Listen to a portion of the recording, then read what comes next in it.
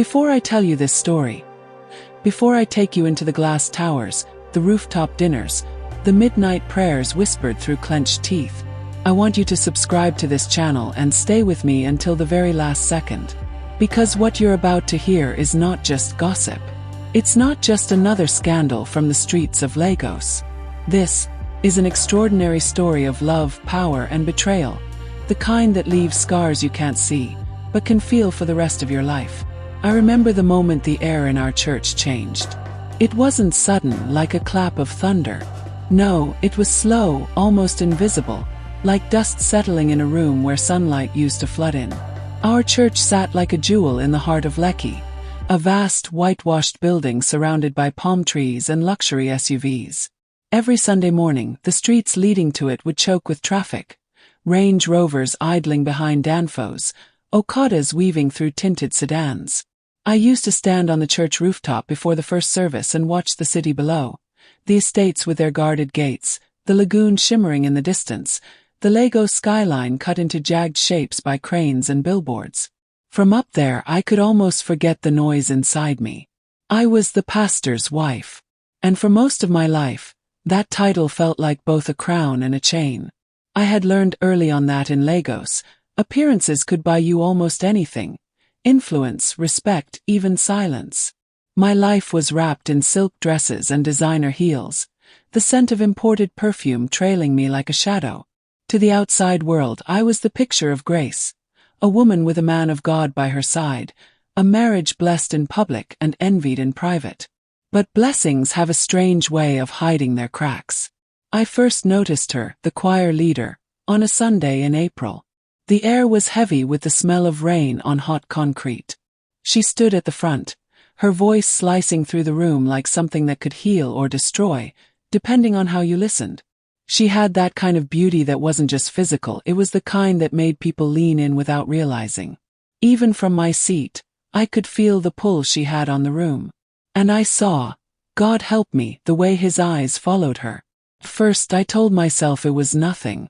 After all, my husband was a pastor, a man of faith, a man who spoke of holiness with the kind of conviction that could make a sinner weep.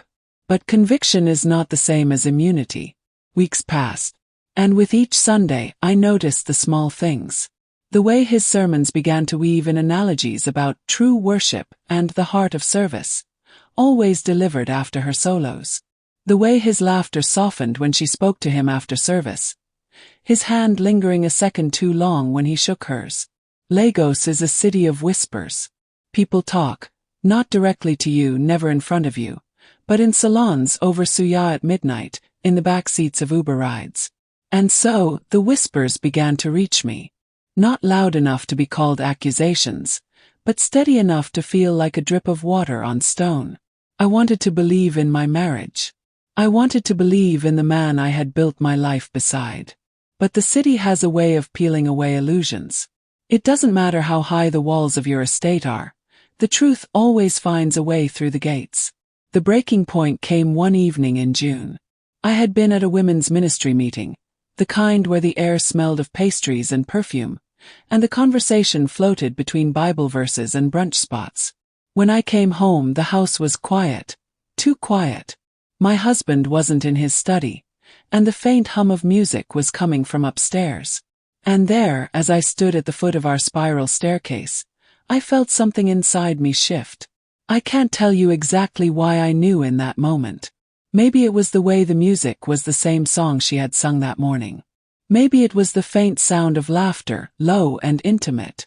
Or maybe, and this is the part that still makes my chest ache, maybe it was because a part of me had always known this day would come. I climbed the stairs slowly, each step heavier than the last. And before I even reached the top, I saw enough to make my knees weaken. But this is where I need you to stay with me. Because what happened next was not just a discovery. It was the start of something that would burn through everything I thought I knew about love, faith, and loyalty. And in Lagos, when something burns, it never burns quietly. Before we continue, make sure you've subscribed to this channel and stay with me until the very last second. Because this is not just the story of a marriage. It is the unraveling of faith, the betrayal of trust, and the dangerous dance between power and desire in a city that never sleeps. What you're about to hear is more than scandal. It is a mirror into the places we dare not look. The night I climbed those stairs, the walls of my home became strangers to me. The chandeliers still shimmered, the polished marble floors still gleamed, and the air still carried the faint scent of expensive cologne mixed with lavender candles. But in that moment I knew, every corner, every curtain, every carefully arranged frame on the wall, it all held a different weight. What I saw that night, I will not give you the details. Some wounds are too raw to trace with words. But it was enough. Enough to silence my breath, to send me stumbling back down the stairs, clutching the railing as though it could hold together what was breaking inside me. The thing about Lagos is that pain does not stay private. No matter how high the gates of your estate, no matter how tinted your windows, the city has eyes. And within days, the whispers began to spread beyond my home. First it was subtle. Women in the congregation would greet me with smiles too wide, their hugs lingering with pity. Men who once bowed respectfully would glance away quickly, avoiding my gaze. Even the house staff began to move differently around me, softer, quieter, as though I were a fragile thing that might shatter if touched. I would drive through the streets of Victoria Island, past neon-lit lounges and traffic choked with hawkers balancing trays of gala and pure water on their heads, and I could feel it, the weight of unseen eyes, the echo of conversations happening in back seats of cars, in salons, in smoky bukas. Did you hear? It's the pastor's wife. The choir leader. Can you imagine? Lagos thrives on scandal. It feeds it, dresses it up, serves it on silver platters at weddings and rooftop parties. And my life had become its latest delicacy. I tried to hold my composure. I wore my designer clothes more boldly, my heels clicking sharper against marble floors, my makeup flawless, my jewelry glittering under church lights. But inside I was crumbling. Every Sunday service felt like standing in front of an audience that already knew the script, waiting only to see how I would play my part. And him, the man I called my husband, the man I had built decades of a life with. He preached louder than ever. His sermons were filled with fire, with promises of redemption, with declarations of holiness. He raised his hands in worship, sweat shining on his forehead under the stage lights, his voice carrying through the speakers as thousands shouted amen. But every time his words echoed across that hall, they pierced me like shards of glass. Because I knew the truth behind the performance. And the choir leader. Oh, she sang even louder. Her voice soared through the rafters, sweet and haunting, and the congregation wept at her melodies. But when her eyes drifted across the stage toward him, I saw what the others could not. That silent current, that invisible thread binding them. It was electric. It was dangerous. I began to hate Sundays. The city that once celebrated me now dissected me. I would leave the church and sit in traffic on the Lekki Expressway, staring at the sea of brake lights stretching into eternity, wondering how a city so full could feel so empty. I wanted to confront him. I wanted to scream, to demand, to tear down the facade. But you see, in the world we lived in, confrontation was not so simple. We were not just husband and wife, we were a symbol. A symbol for the church, for the people. For every woman who dreamed of a life like mine. To tear that down was to invite not just shame, but ruin. And so, I carried my silence like a secret dagger. But silence too is a dangerous thing. Because silence invites speculation. And speculation, in Lagos, grows into wildfire. By July, the whispers had become shouts. I would scroll through my phone late at night, the glow of the screen burning into my tired eyes, and see cryptic posts on social media. Even men of God are not immune. Pray for our leaders. A broken home is a broken church. No names were mentioned, but I knew. Everyone knew. One evening, I sat alone on the rooftop of our mansion in Banana Island, the lagoon spread out before me like a sheet of black glass, the city lights flickering in the distance. The air was heavy with the smell of fuel and ocean salt, and the sound of distant traffic rose like a restless drum. I sat there wrapped in a silk robe, clutching a glass of red wine, my tears mixing with the humid air. I thought about the years, the sacrifices, The countless times I had smiled when I wanted to break. The endless dinners where I had played the perfect hostess. The prayer meetings where I had knelt with women begging God for marriages like mine. And now this. It was betrayal, yes. But it was more than betrayal. It was humiliation. Because in Lagos, nothing destroys faster than shame. Not poverty, not sickness, not even death. Shame is the true killer. It strips you naked in the eyes of a city that never blinks. And I could feel it, the shame wrapping around me, suffocating me. But what I did not know, sitting on that rooftop with the city watching from a distance, was that this was only the beginning. The whispers would not stay whispers. The affair would not remain a secret. And the war that was about to unfold would burn through everything. Because in Lagos, secrets do not sleep. They rise. They grow. They consume. Before I take you into this chapter, pause for a second. Subscribe to this channel and stay with me until the very last word. Because what you're about to hear is where silence breaks, where hidden wounds bleed in public, and where the walls of faith and family collapse under the weight of betrayal. This is not just a story. This is Lagos. And Lagos never hides the truth for long. The night the whispers became a roar was not in my home. It was not even in the church. It was in the city itself.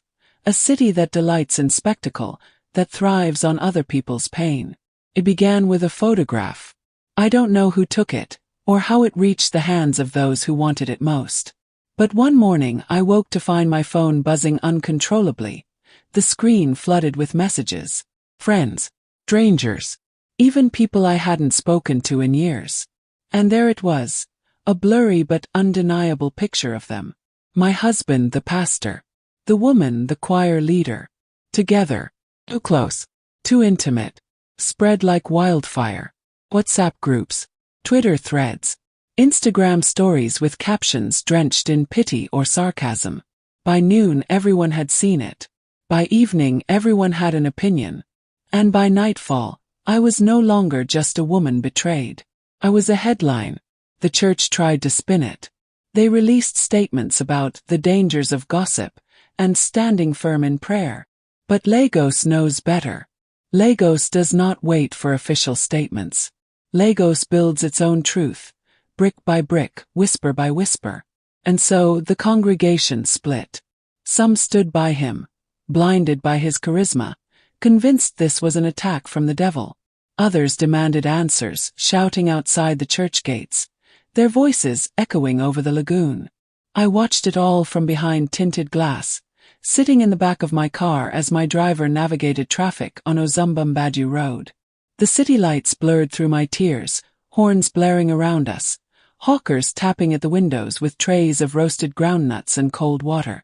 And in that chaos I realized, my life was no longer mine. It belonged to the city now, to its endless hunger for stories. Inside the church, the fire burned hotter.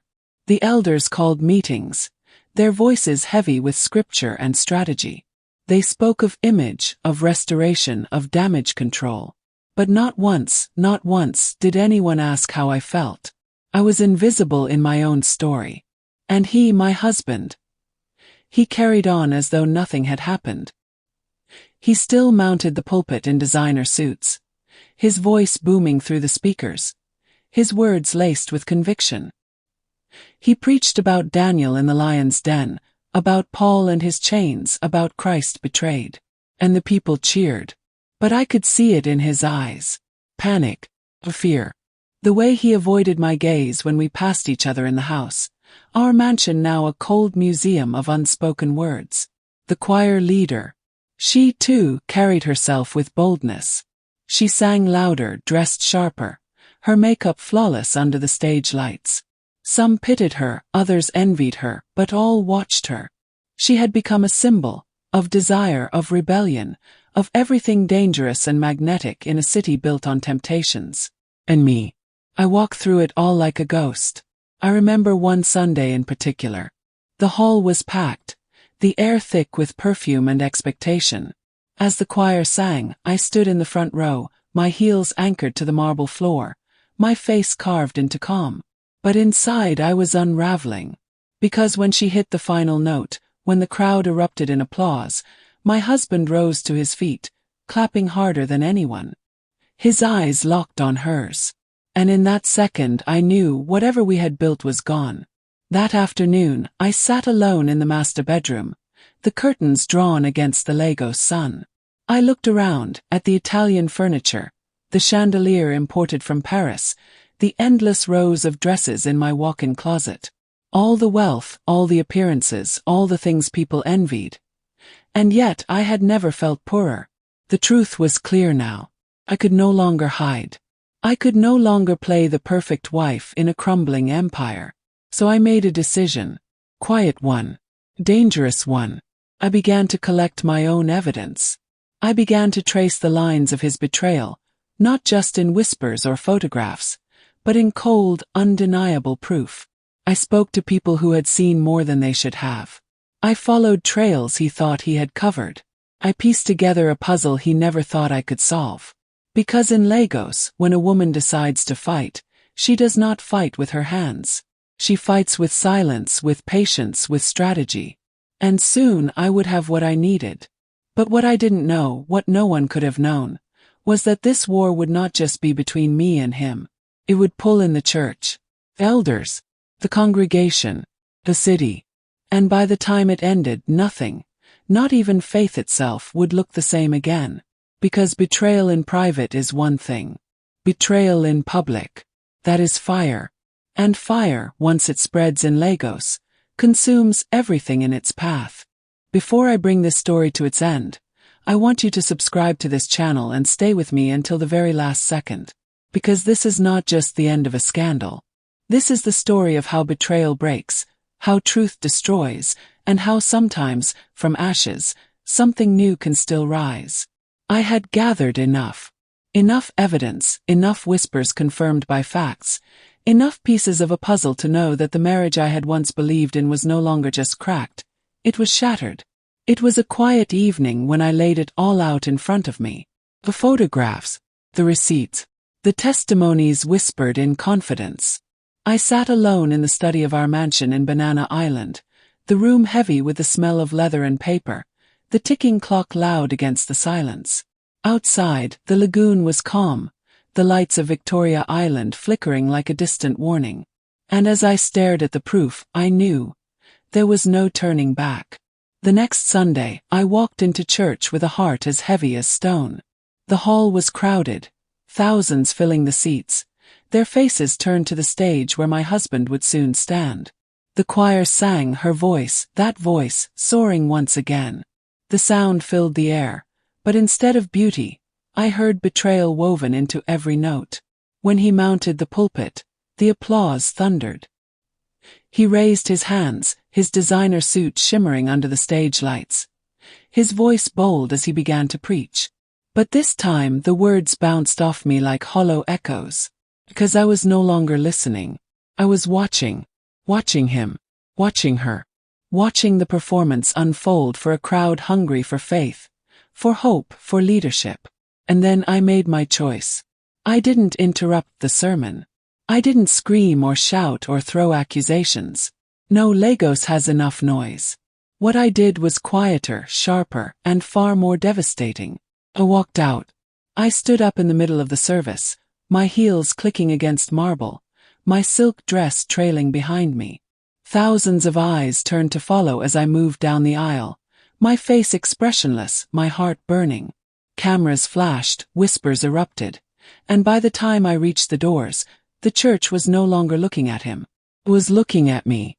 That moment broke the city. By evening the videos were everywhere. Pastor's wife walks out mid-service. Social media fed on it, twisted it, magnified it. Memes, headlines, debates on TV and radio. Some called me brave. Others called me reckless. But one thing was certain. The facade was gone. And with it so was the empire. Within weeks, attendance at the church dwindled. The elders fought among themselves, some defending him, others demanding accountability. Sponsors pulled out. The megachurch that had once been a beacon of wealth and power began to crack, its marble floors unable to hold the weight of hypocrisy. The choir leader. She vanished from the spotlight. At first, she walked with defiance, but soon the pressure of the city, the cruelty of its whispers, drove her into silence. In Lagos, scandals make stars, but they also make ghosts. And my husband. He was no longer a pastor in the eyes of the people. His sermons lost their fire. His charisma faded. The man who once commanded thousands now struggled to face even himself in the mirror. As for me, I retreated. I left the mansion in Banana Island. I packed my life into silence and moved into an apartment overlooking the third mainland bridge, where I could hear the city hum beneath me like a restless sea. Nights were long, filled with the glow of streetlights and the sound of Lagos traffic drifting into my window. I was alone, truly alone, for the first time in decades. And yet, in that aloneness, something began to shift. I found myself walking through the city in ways I hadn't before. Sitting in cafes in Lekki, watching people move without recognizing me. Visiting markets in Yaba, feeling the press of bodies, the raw pulse of life outside marble gates. For years I had lived above Lagos, looking down from rooftops and pulpits. Now I was in it, among it, and I realized betrayal had broken me, yes, but it had also freed me. Because sometimes, destruction is a kind of creation. The ashes of what I lost became the soil of who I could become. Love had betrayed me. Faith had failed me. But healing was mine to claim. Did not come quickly. Did not come easily. Nights of weeping stretched into mornings of silence. But slowly I found a different rhythm. I found strength in the solitude, in the knowledge that I had faced fire and survived. And Lagos, the city that had watched me fall, also became the city that held me as I rose. 'Cause that is what Lagos does. Breaks you. But if you survive, it also makes you. So, when I tell you this story, I don't just tell it as a pastor's wife, or as a woman betrayed. I tell it as someone who lived through the noise, the shame, the fire, and walked out still breathing. And maybe, just maybe, that is the real miracle.